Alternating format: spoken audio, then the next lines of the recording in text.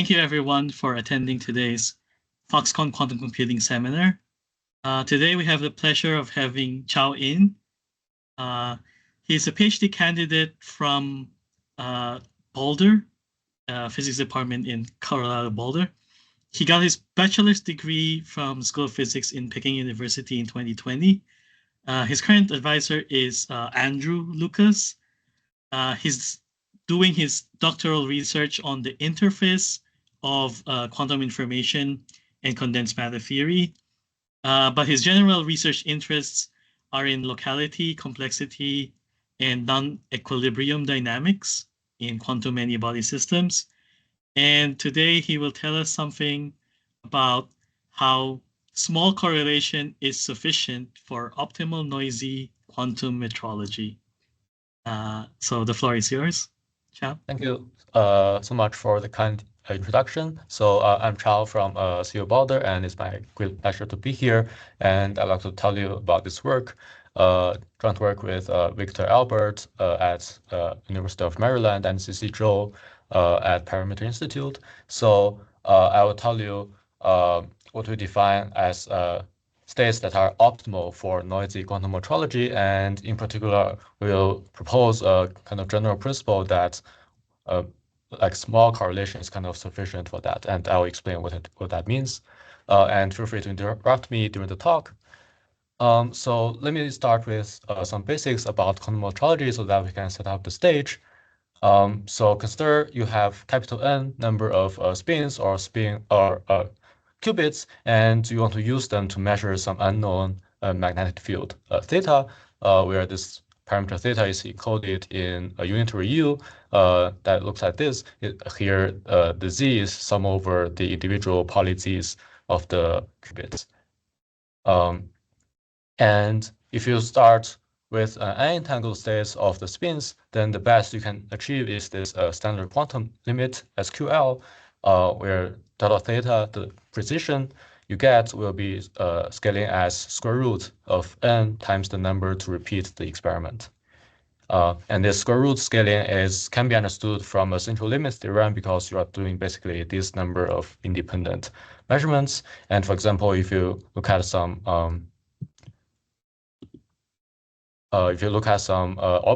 observable, then that precision will scale as 1 over square root of how many number of repetitions. On the other hand, if you start with entangled states, then you can achieve a much better scaling, where although you cannot change the scaling with respect to the number of repetitions, but you can improve the n scaling to be 1 over n instead. And this is called a Heisenberg scaling or Heisenberg limit. And so this is kind of one of the key quantum advantages that people are currently searching for, like say in quantum experiments. And there are two canonical ways to achieve this. The first is that, well, if you start from this GC state, which is like the superposition of all 0 and all 1, then basically during this magnetic field dynamics, it will gain a phase n theta, and as long as you measure this phase, then your precision delta theta will scale inversely with n. And furthermore, there is actually a local measurement scheme that can extract this phase n theta by just measuring in the x basis.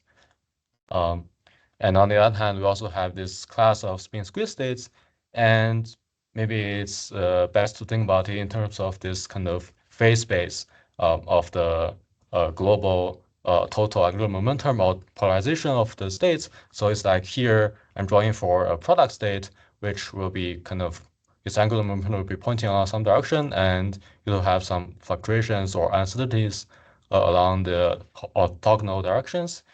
And for spin squeeze states, you want to just squeeze the uncertainties along, say, the y direction, so that the spin squeeze states will be much more sensitive to a small change in your magnetic field. So these are special cases, and more generally, the metrological power of a state is quantified by its quantum Fisher information, QFI, where basically you give me a density matrix rho that depends on the parameter theta, then its QFI is just asking kind of how fast this state row evolves when you change data. And in particular, if your state is pure, then it is just kind of asking how fast this state rotates in the physical hyperspace.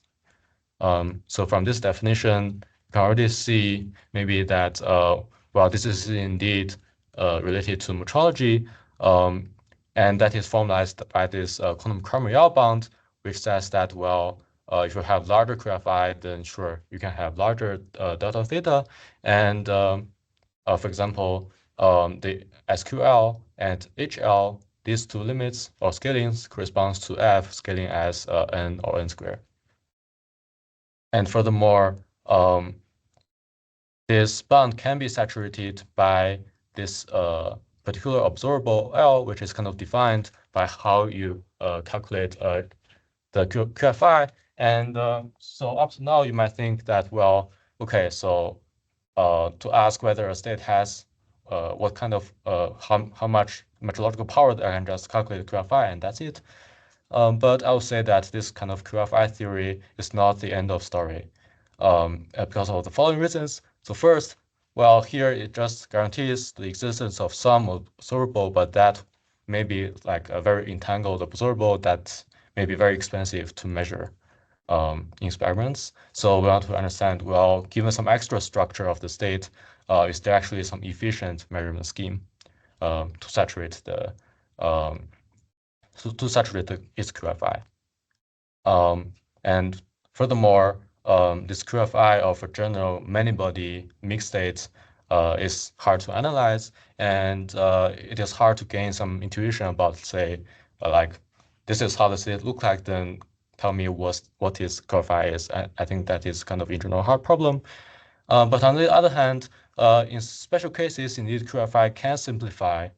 And for example, if you just look at pure states under this unitary, then its QFI actually simplifies to just connected two-point correlation functions in the state. And these correlation functions are much easier to analyze, and also they also appear naturally in physics, and we have more intuition about it. So we can also ask the following question, like, well, going beyond this special case, for example, if I add noise to the system, then I know that my state cannot be pure, but is there some similar kind of ways using like correlation quantities, like simple correlation functions that one can use to analyze actually the QFI of the global mixed state? And noise is indeed, we need to consider noise because noise is ubiquitous in current quantum devices. And here, let's just consider the defacing example, where I assume that, well, after this sensing, just apply a defacing channel on each of the qubits. That is like with probability P, I apply an extra G gate to the qubit. And let's see a few examples on how noise can affect metrology. So first, well, if you start from product state, then actually the noise effect is mild, kind of that it only changes a kind of final prefactor, constant prefactor, and you still get this standard quantum limit. However, the noise will have a giant effect on the GHZ state example, and what happens is that, well, for our density matrix, actually, its kind of coherent part here will be suppressed exponentially in the number of qubits. And it's only this part that encodes your unknown parameter, and that will make your delta theta actually very bad. It's actually exponentially bad. So you never want to use a GHZ state to do like metrology with some noise. With a sufficient amount of noise.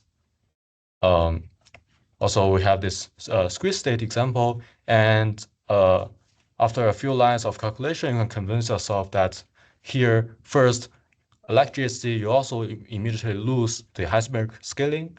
However, here it is much better that this delta theta is like square root of n scaling, like the SQL, and also this delta has this extra p factor here, so that it actually beats the product state protocols.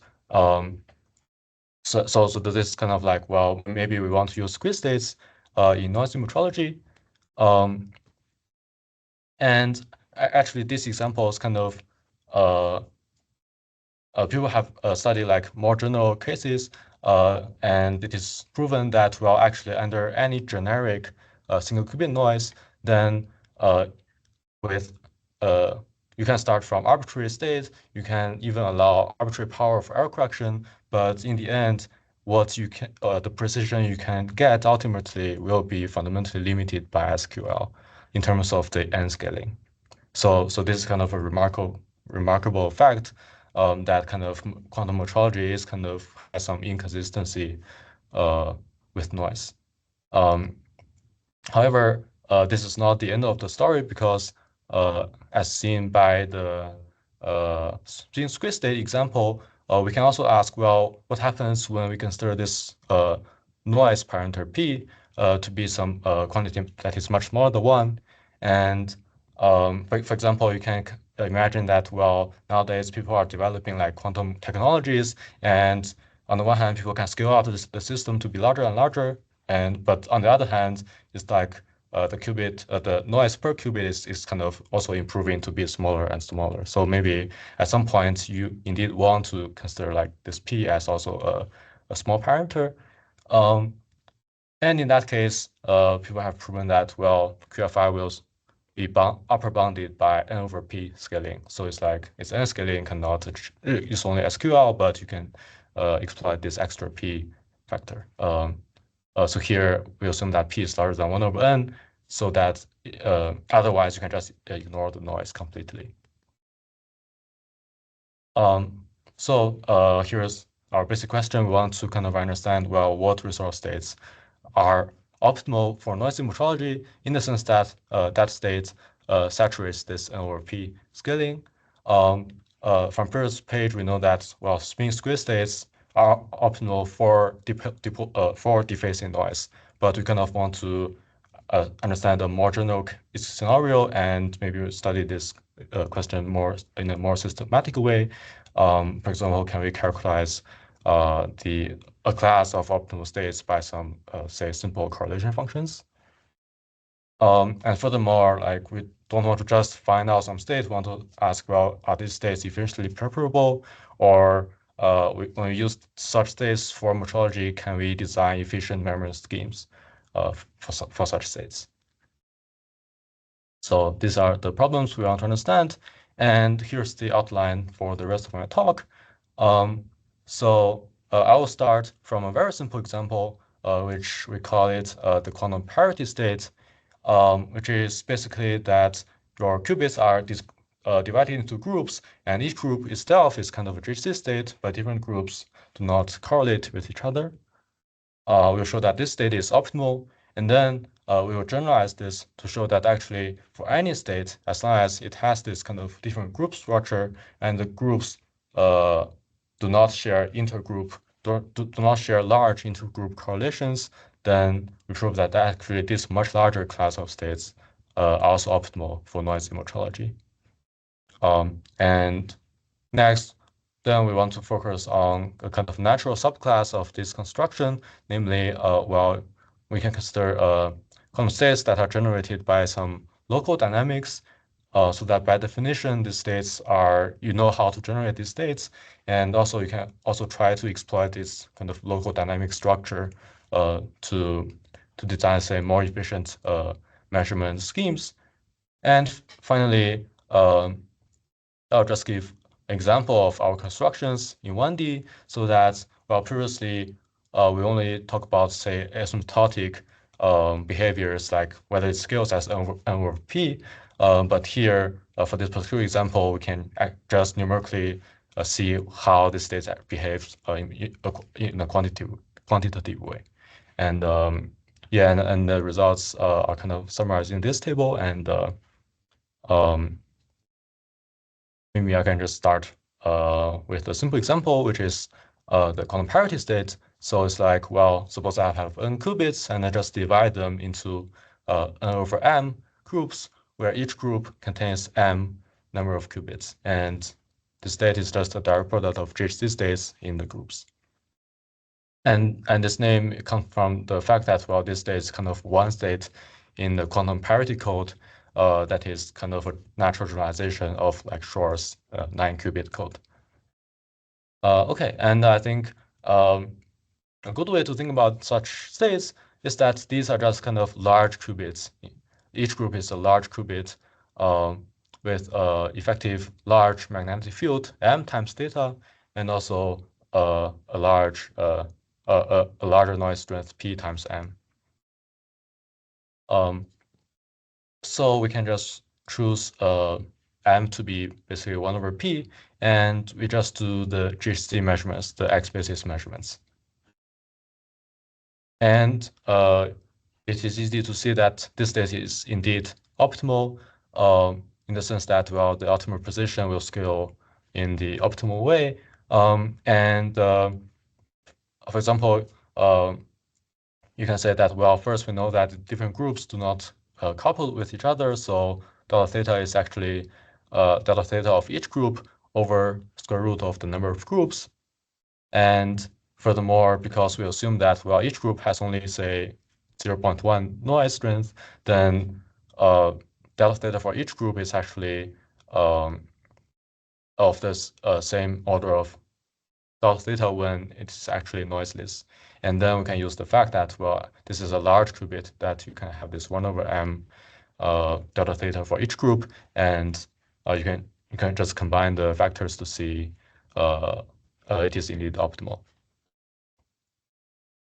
And equivalently, you can also see this using languages of QFI.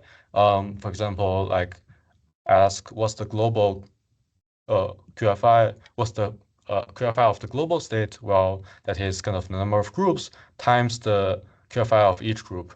And for each group, it will scale as m squared. And that you can also calculate this way.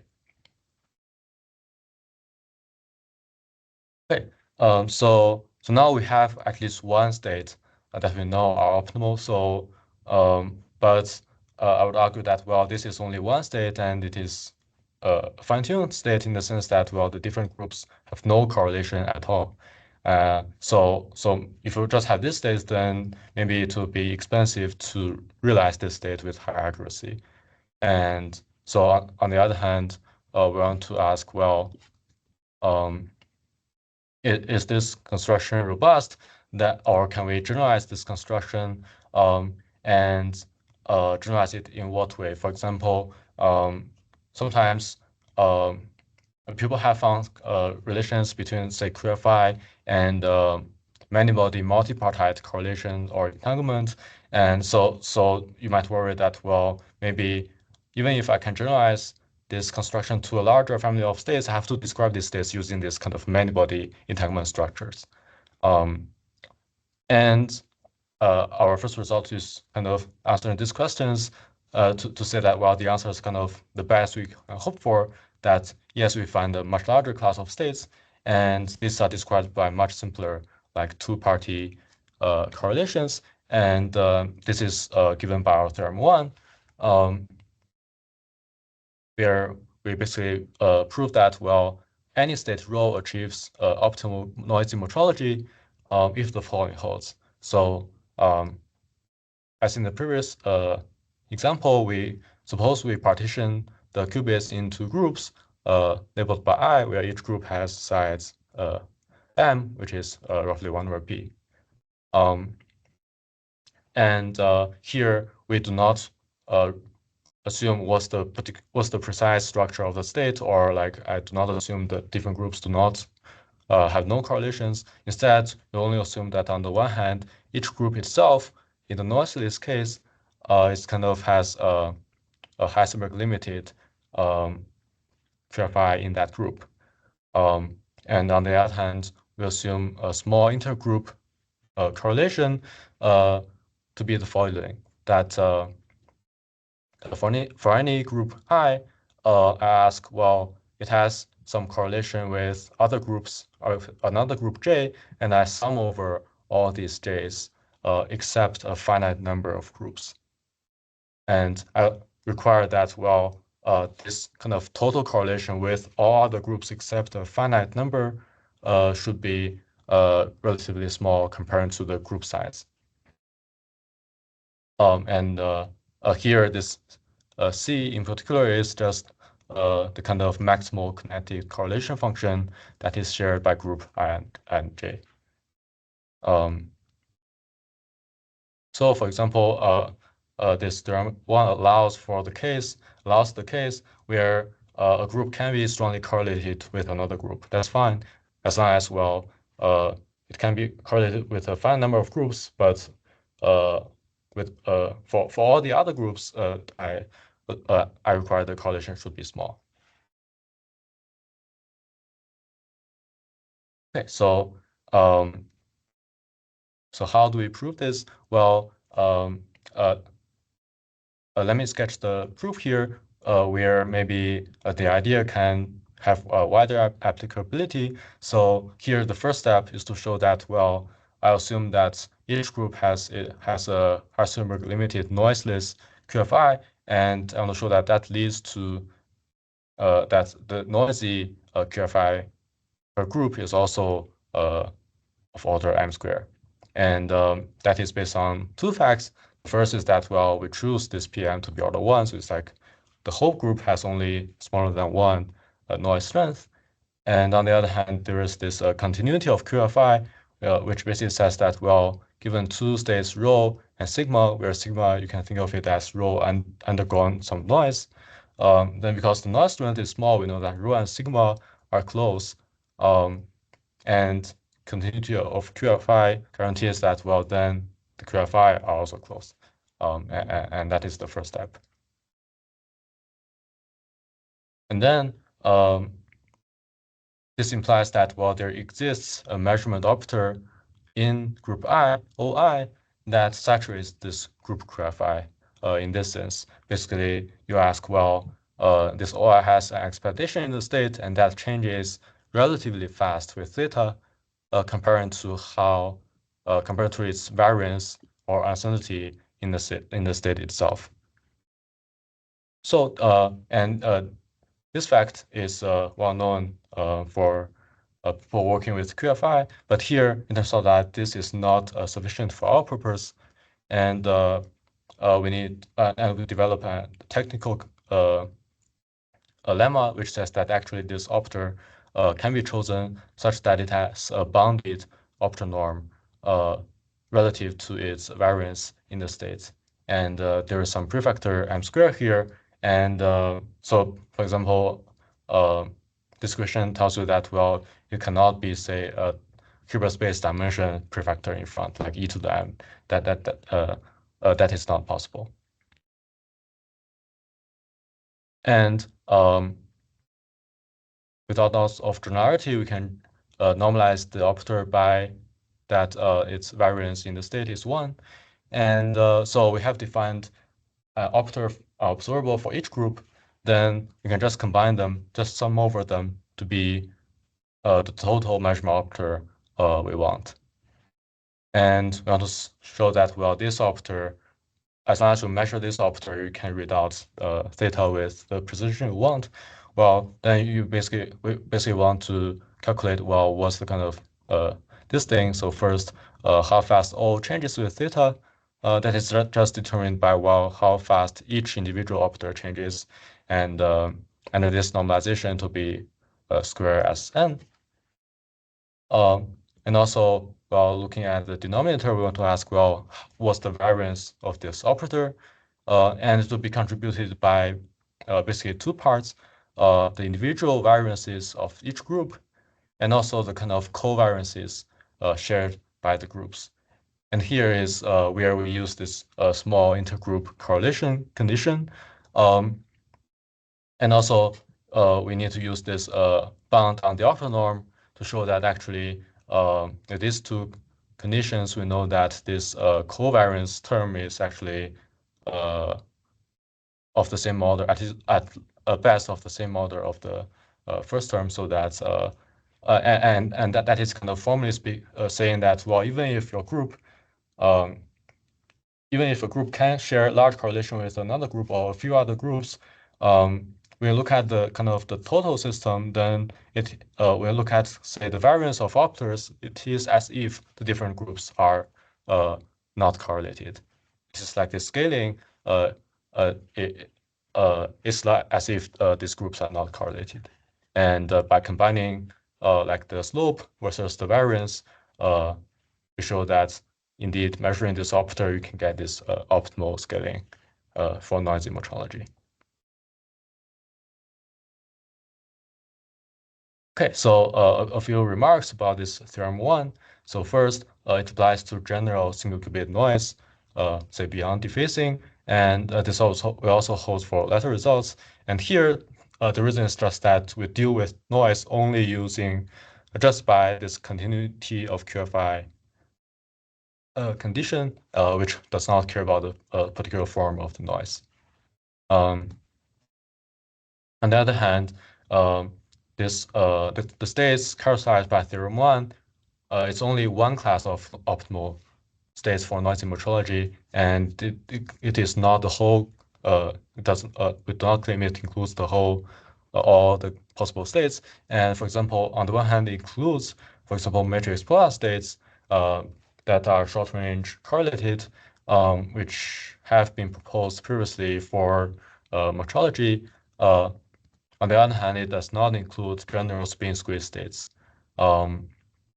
because for certain spin squeeze states, actually any pair of qubits are kind of equally correlated. So there's a priori no grouping structure.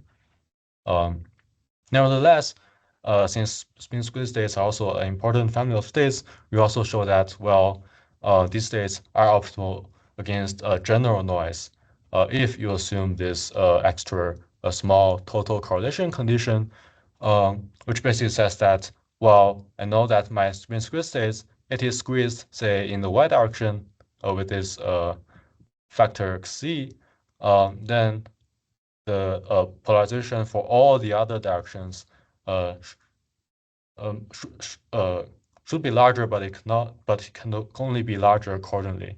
It cannot be like the correlations measured by polarizations in some other conditions cannot be like super large.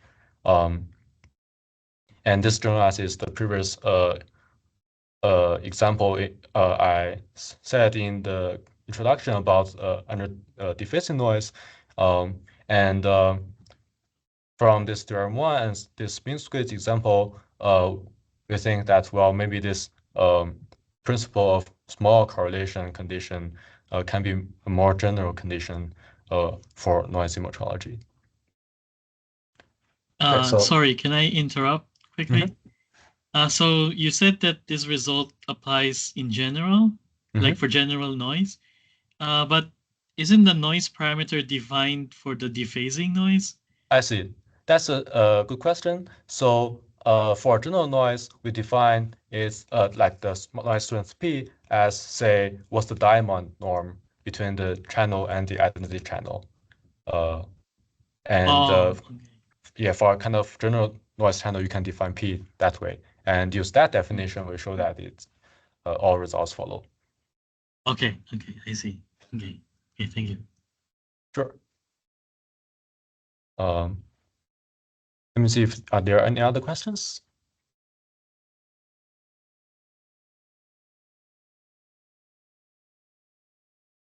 Okay, so then let's change gears slightly and let's focus on kind of a natural class of states, which I call it here a suitable range entangled states in finite dimensions.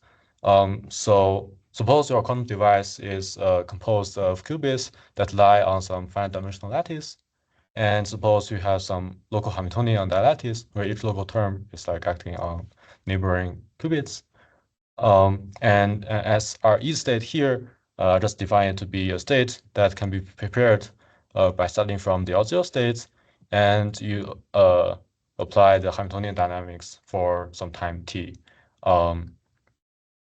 And here for notation simplicity, let's just assume the protocol to be time independent. And in condensed matter theory, people talk about SRE states for short-range entangled states, where they particularly mean that, well, this capital T here does not scale with system size. So here, it's very similar. It's just that I do not assume this extra condition, like T can be arbitrary function of n. Well, it should be smaller than n, but other than that, it is fine. And indeed, there are previous works studying, well, what's the metrological power of such states. And for example, it is found that, well, the QFI of the state is bounded, in the noiseless case, is bounded by like n times t to the d. So it's like the QFI, the relative QI, the QFI relative to the SQL should only grow as a power law as the time grows.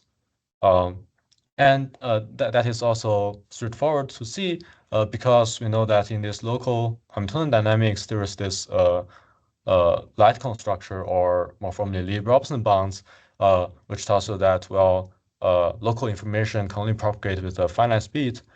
And because of that, in the final state, each qubit J can only be correlated with, effectively, with the qubits in the light cone that is of whose radius is roughly t, the time. Okay, but this is only about the kind of global, the QFI of the global states. It does not talk about, well, how these states behave under noise, and we study, well, what about this noisy case, and we find out the following. So suppose you have a state psi that is as RE state that has a ZZ correlation of range roughly T. It's like in this light cone, the two qubits in this light cone have like Zi, Zj connected correlation functions, which are say positive. Then on the one hand, it saturates this QFI bound for the global QFI. On the other hand, we prove that it belongs to the states described by theorem 1, where you just group the qubits by the light cone size. Like each group has roughly t to the d that many of qubits. And for example, this small intergroup correlation condition, you can verify that using, again, the Lie-Robson bound, which says that, well, when I group my qubits into cubes of size roughly t, then although nearest neighbor groups can be strongly correlated, next nearest neighbor groups or far away groups only have kinetic correlation functions that decay exponentially with the distance, and in particular that can be, say, much smaller than a power law of m. Okay, so I think maybe it makes more sense to just present the example for such SRE states, and this is using this so-called quantum domino dynamics. So consider a 1D spin chain where the spins are labeled by I, and this Hamiltonian is basically telling you that, well, I can only flip a qubit I if its neighboring two qubits do not agree with each other. So basically, if your neighboring qubits are, say, all 0 or 1, this term will just annihilate the state. And you can also view this Hamiltonian as some effective Hamiltonian for the canonical transverse field Ising model at weak field. And this Hamiltonian is kind of has good properties that first it preserves this all 0 state, and more generally, it preserves the number of domain walls of any state. Because you can only flip a qubit when its neighbors are 0, 1 or 1, 0. So because of that, we know that, well, if you start from, say, one state on the left and all others being 0, then there's one domain wall here, and that domain wall will just propagate to the right through the system. So the local Z polarizations will look something like this, and that's the name a domino comes from. And this also you can also see from here why this dynamics is kind of intimately related to metrology, because, well, then if you just start from this plus 000 state, then it's like, well, this all zero part remains the same, but this 1000 part will propagate to the right, such that after some time you kind of get an approximate JC state on the left T qubits. And from our previous idea of like grouping the qubits, we propose that, well, instead of just one plus here, you can just put a plus every L qubits in your initial state where all the other qubits are 0. And then this Hamiltonian just naturally drives this original state to some state with a good metrological power, because it's like each plus it has two domain walls on the left and right, and it will propagate to the left and right, so that after some time the state will look like some like the quantum parity state. And so this is, I think, the simple example, like a time-independent Hamiltonian producing a SRE state that has this kind of short range or suitable range ZZ correlations, and such that it belongs to the SRE optimal states for noisy metrology, and also it belongs to our class of states described by the previous theorem 1. Okay, so from theorem 1, we already know that, well, these states are optimal, but theorem 1 involves this measurement operator OI that's in general, although we know that it acts within one group, but maybe it's still highly entangled in that group. But on the other hand, we know that, well, the perfect GC states, it can have just local metrological measurements. So previously I said this measurement to be like in the X basis, but it is equivalent. Let me say it to be the Y basis here. So we want to understand, well, this domino state is kind of, since it kind of look like JC state, can we design some much more efficient measurement protocols? And indeed, that is the case, which is given, which is proven in our theorem 3, which basically says that actually, after sensing, you can just locally measure the qubits in the Y basis and do some polynomial time post-processing to read out this observable. Then, based on this observable, you can read out the parameter theta with the precision you want. Okay, so how we achieve this? Well, the idea is that we kind of know what this resource state look like. Say let's consider the simple example that I only have one plus in the initial states, and so after this domino dynamics, it will look like, well, half of the state is like all 0, and the other half is like these states where with amplitudes AI. And since this domain wall kind of propagates to the right, this AI is kind of clustered around a wave packet that is propagating to the right. So with this state, you cannot use the simple measurement that is like y1, y2, y1 times y2 times times yi, where yi say is the what one I you choose here, because these AIs are kind of much smaller than 1. So with that, like a naive measurement like this, you only extract information from, only extract the contribution from that particular I contribution. So our idea is just that, well, since the state is kind of smeared out, let's just also smear out the observable accordingly. So, well, what if I measure this observable O, which is like, well, it is a superposition of Y strings of length I, and the amplitude is just proportional to AI with some phase. And it turns out that, well, if you calculate, well, how fast this observable changes and what's the variance of this observable, you kind of see that, well, actually using this observable, you can indeed saturate the QFI of the whole state asymptotically, because you can kind of add up the different contributions from the different eyes all together in a kind of coherent way.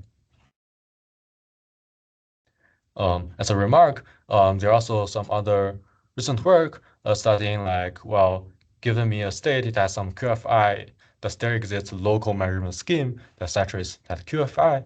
And here we think that, well, although here, for our domino state case, actually, maybe there is no such local measurement scheme that saturates QFI exactly as studied in this paper, but here we show that actually there exist local measurements that saturate it asymptotically. So I think it is also interesting to think about our result as saying that, well, actually local measurements can be more powerful to extract information than what one might naively think.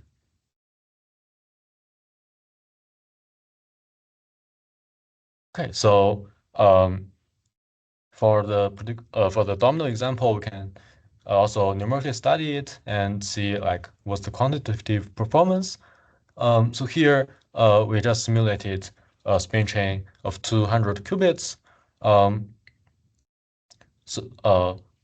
So it's like, well, you can partition the qubits into different groups of size L. Say, well, for the blue lines, I just choose the whole system as one group, and for each noise strength P, I can just simulate, well, first the domino dynamics that generates the resource state, and then the sensing protocol, and then the sensing channel with noise, and finally this local measurement scheme that I proposed in the previous page. And we numerically calculate, well, what's the kind of precision delta theta here, pointing and this y-axis is basically plotting QFI over n, and the quantitative bound is that, well, the best possible delta theta we can achieve is roughly square root of p over n, and that is given by this straight line here, and we see that, for example, if L equals to 200, then at very small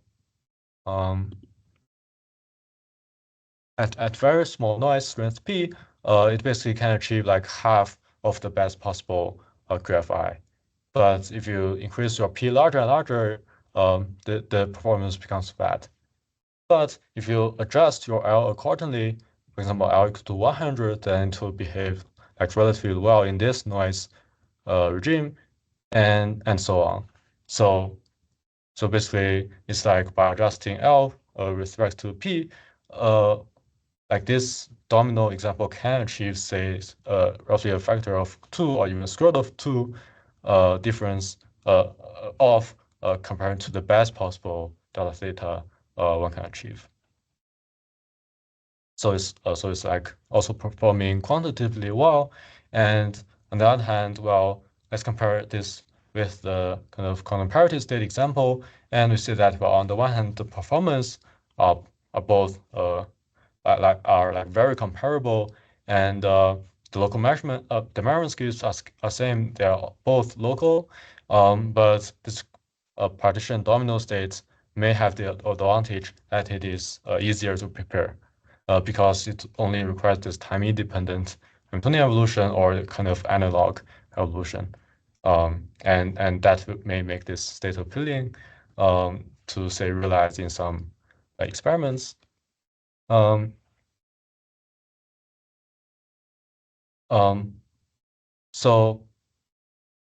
this is about this 1D particular example, and we also have a result for like general SRE states from metrological result states, where we show that, well, on the one hand, we know these states belong to the states described in theorem 1, so we know that, well, they can be measured by these observables OI, but as I said, these may be highly entangled in the groups. And in theorem 2, we show that actually, given this kind of locally generated structure of the state, I can use that to design a much more efficient measurement scheme to extract the unknown parameter, and that is slightly more complicated than the previous like local measurement scheme for like 1D domino states, but it requires just one extra step. That is like, well, before the final measurement in the computational basis, you just apply some time reversal with before sensing, and this in particular is the time reversed unitary. It's the time reversal of the unitary that prepares your original state, that prepares your original metrological result state. And here's our idea. So first, we want this time reversal because it's like we are generalizing this Loschmidt-Echo measurement protocol for metrology, which is proposed in this work, which is basically saying that, well, if I can time reverse the original process that prepares the state, then if theta is exactly 0, then I know that I completely return to the odd 0 state finally. But if theta is non-zero, then this echo probability will decrease with theta with a slope kind of just determined by the QFI.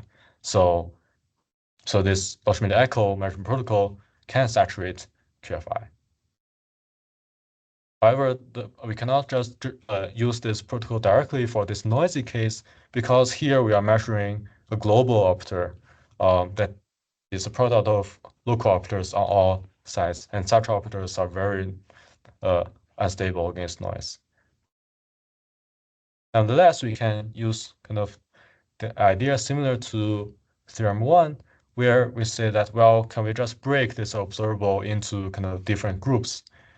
And indeed, roughly speaking, we just say, well, instead of the global product, we just say, well, for each group, I define this kind of local patch of the echo probability of the echo operator over the different groups. And we prove that actually this operator does the job. And because, well, for each group, this local echo operator is on the one hand local enough such that it is robust to the noise strength P here, and on the other hand, it's also global enough such that it's also saturates the large group QFI.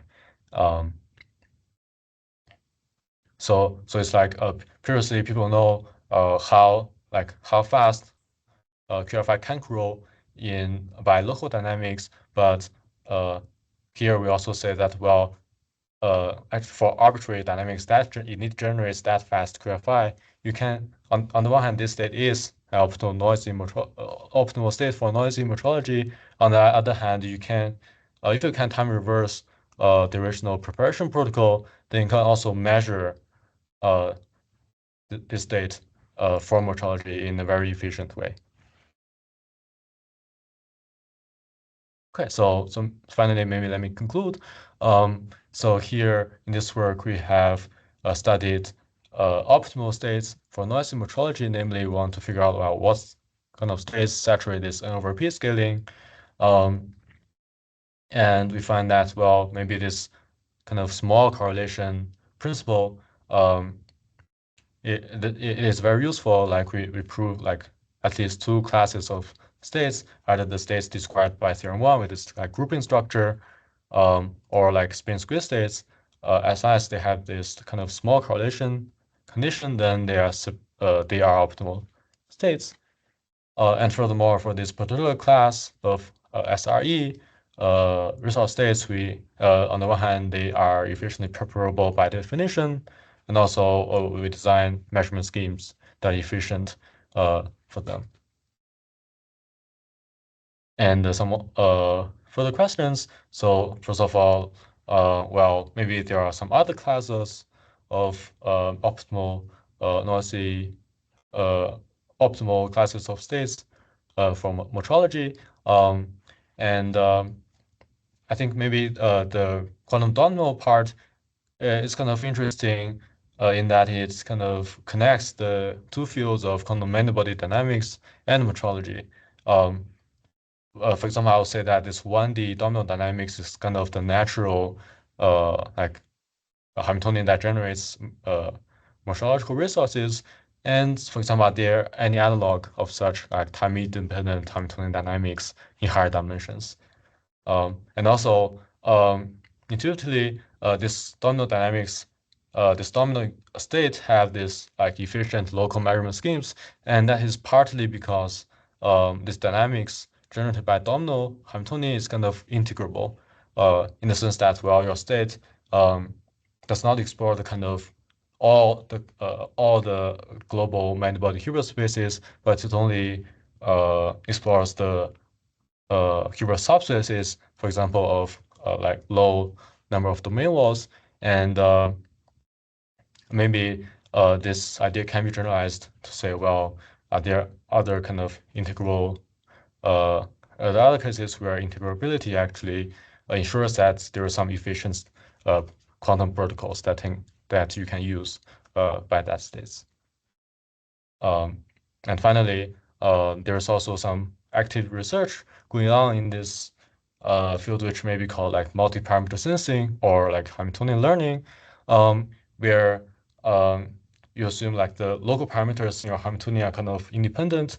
That's maybe the Euro assumption, but you can think of it as kind of another limit, where here for the like more traditional quantum metrology, we assume that all the local like magnetic fields are exactly the same. So maybe you can interpolate between these limits to say that, well, maybe if I know that from prior knowledge by that like the coefficients in my Hamiltonian are kind of correlated maybe in this range, but not in like longer ranges. Maybe you want to use like similar ideas as ours, that, well, maybe you want to use some like states that have like suitable range of correlations to exactly match the kind of correlations in your prior knowledge. Yeah, and maybe that's all I want to say. And with that, I'd like to thank you for your attention, and I'm happy to take questions. Right. Thank you very much for very nice and informative talk. So yeah, as you say, this is time for some questions. Yeah, so if you have questions, you can just unmute yourself and ask it now.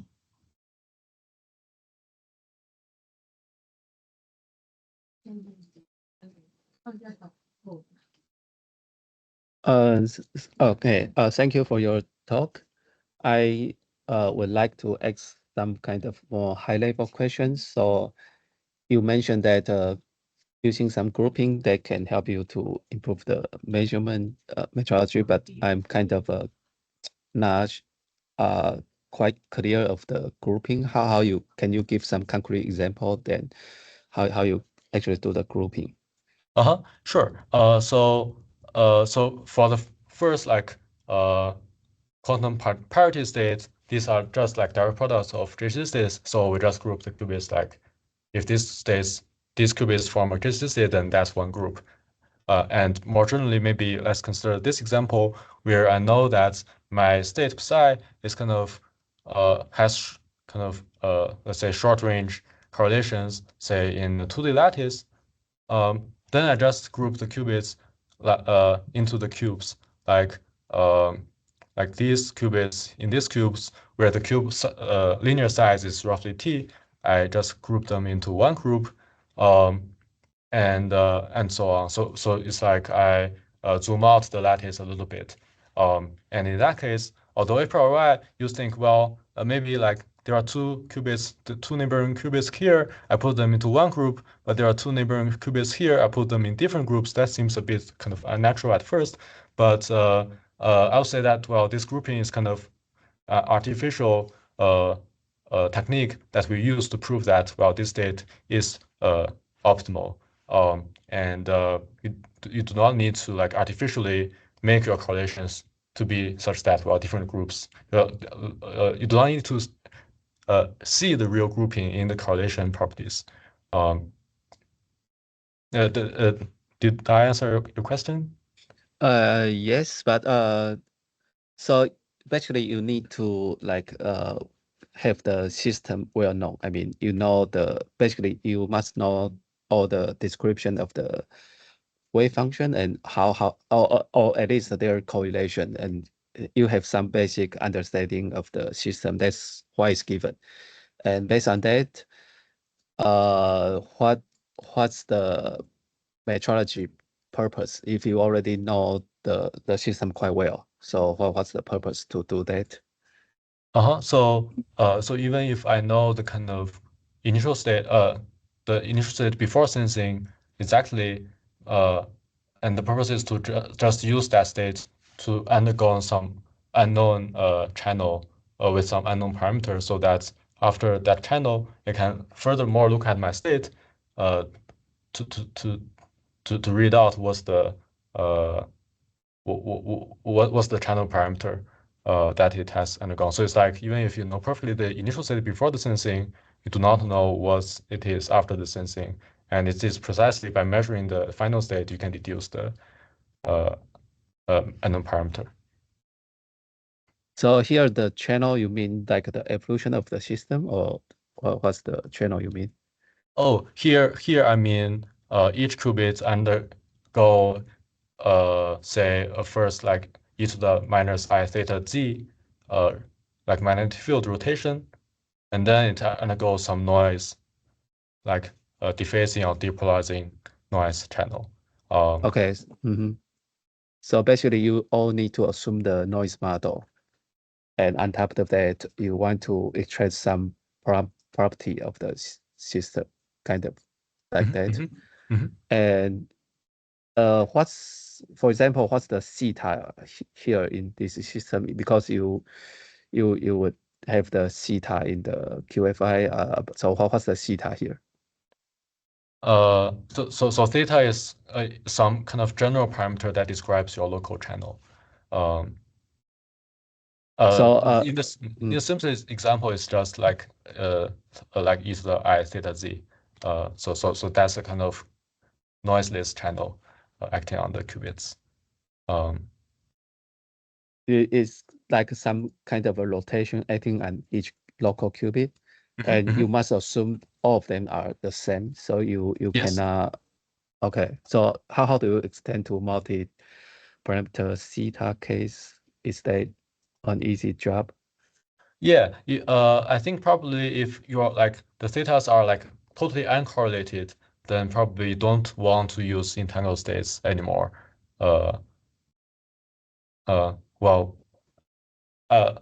Maybe I'm not sure about that, but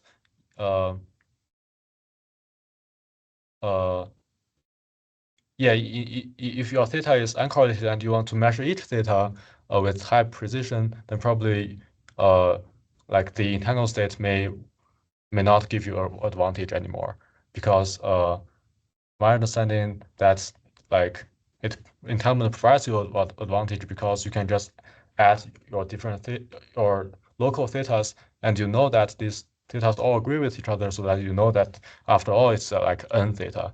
I can just measure this n theta so that I could get much better precision in theta. But if your different theta is uncorrelated and you want to know each of them, then probably adding up them does not make much sense. That's kind of my guess. Yeah.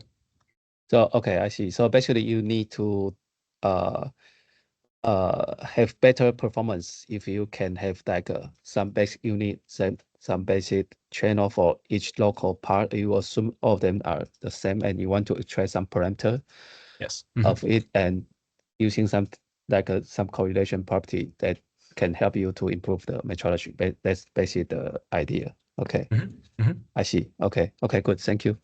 Thanks.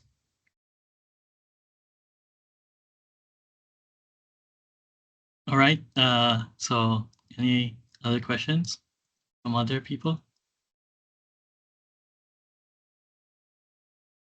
Okay, maybe I can sort of ask some of my questions, some clarification. So if you consider the quantum, those, I guess you call it parity states, so they will already saturate the bound that you want to saturate, but there's no guarantee that you'd be able to prepare or measure them efficiently in your sensing protocol, right? Is that so- sort of like why you want to consider some specific case? Yeah, I think that's one important motivation for this. More in particular, I think for this state, you can measure them using local measurements, but it's like, well, how to prepare these states at first. Probably you need some like digital like quantum circuit to prepare such states. Well, for the quantum domino state, maybe maybe you have some analog quantum simulator that, and you can already get a relatively good domino state. Maybe and that's it maybe much easier for that platform. Okay. But in these cases, so when you usually use the word local, so I guess in the preparation, local is for the group, but for the measurement, when you say local, you really mean sort of like per party. You can actually do the measurements. I see. Is that right or not necessarily? I think when I say local measurements, I really mean measure each qubit locally.